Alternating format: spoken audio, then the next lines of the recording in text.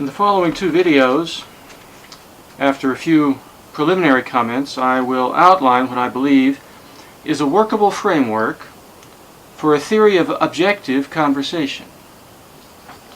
The idea is, by means of this website, to locate people who can persevere with principles that can bring about measurable changes in features of life and consciousness relevant to the great questions of human existence: birth, death, identity, destiny, immortality, and the like.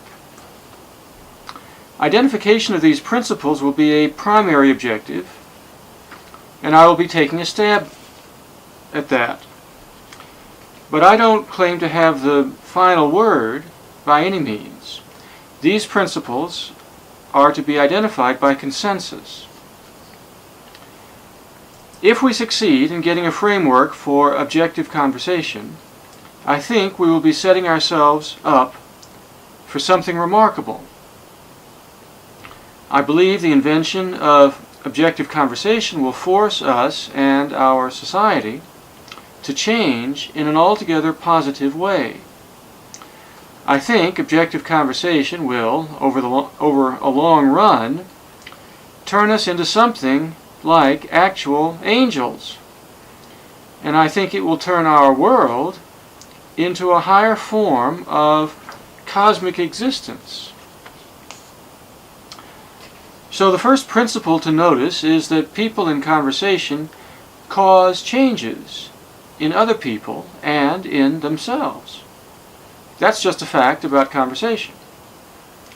The important question is whether, by the application of intelligence and self-discipline, we can characterize those changes scientifically and mold and direct them in a way that seems good. So one can see already there will be elements of art, of science, and of religion. Those Hegelian elements of the freed mind or spirit in any systematic attempt to objectify conversation. A second fact of interest is that currently there exists no scientific or even philosophical theory of conversation.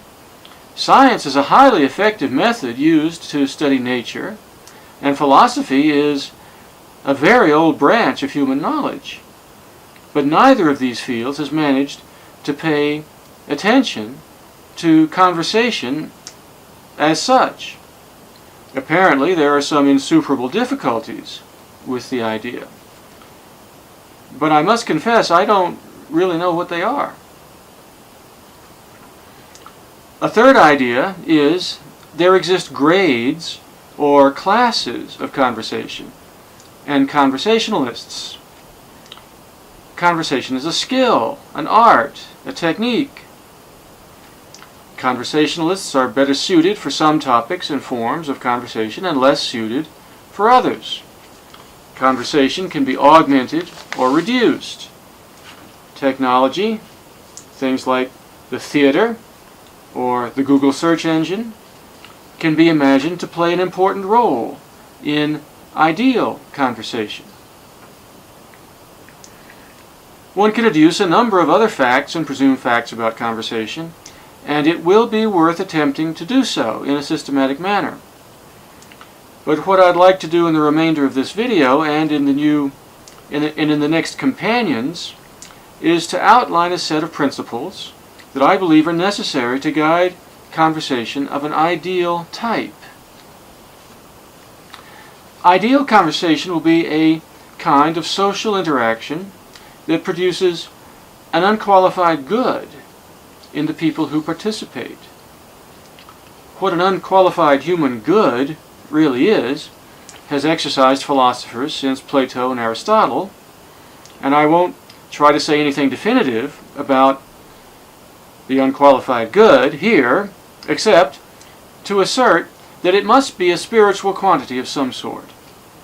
I think the basic characteristic of the conversational good is some form of purity and purification.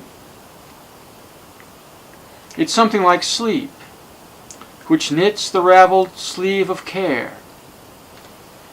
It's something people instinctively recognize, and to which they instinctively and self-consciously are drawn, as by some law of organic or cosmic nature.